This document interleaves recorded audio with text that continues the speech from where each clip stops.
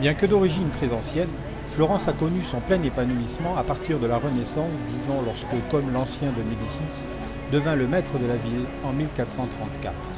En effet, dans les décennies suivantes, les plus grands artistes vont créer à Florence leurs œuvres les plus sublimes. Je cite, pour avoir quelques repères, le David de Donatello, 1440, ou la naissance de Vénus de Botticelli, 1485.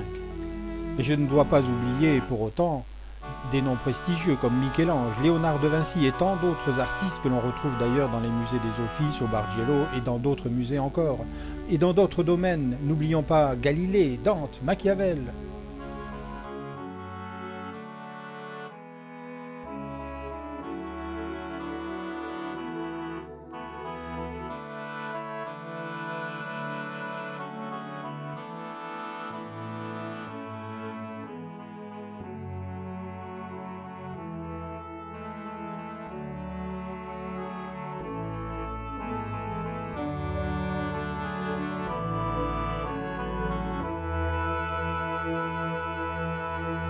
Florence regorge de richesses, dont le célèbre Duomo.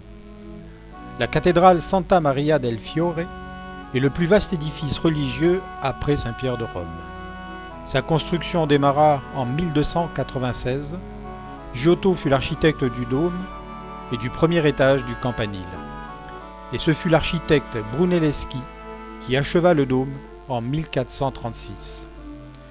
L'édifice est entièrement recouvert de marbre blanc, rose et vert.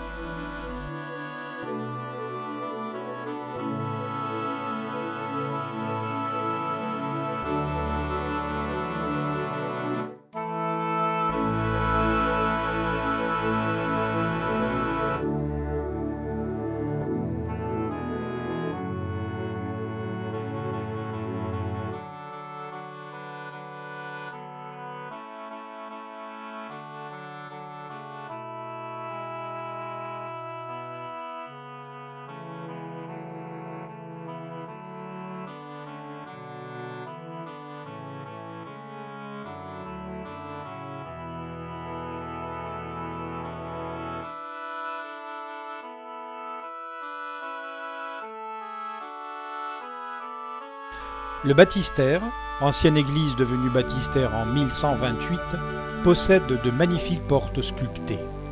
Ce sont celles de Ghiberti qui retiennent surtout l'attention depuis le XVe siècle.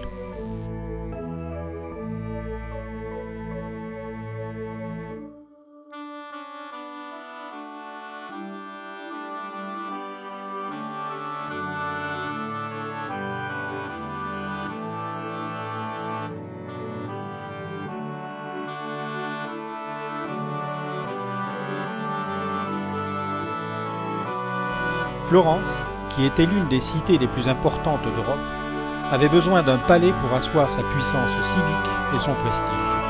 Il fut donc construit un palais des prieurs au XIIIe siècle. Mais je vous avais parlé de comme l'ancien de Médicis au XVe siècle. C'est lui qui entreprit d'importants travaux et donna au Palazzo Vecchio l'apparence qu'on lui connaît de nos jours, tout à la gloire des Médicis.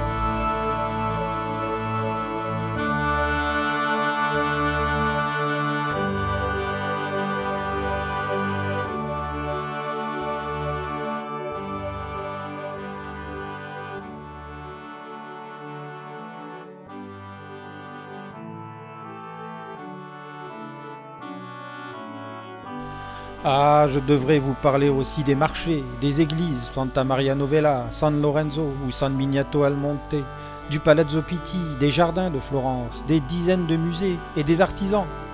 Mais le mieux est encore de visiter Florence par vous-même ou accompagné d'un guide.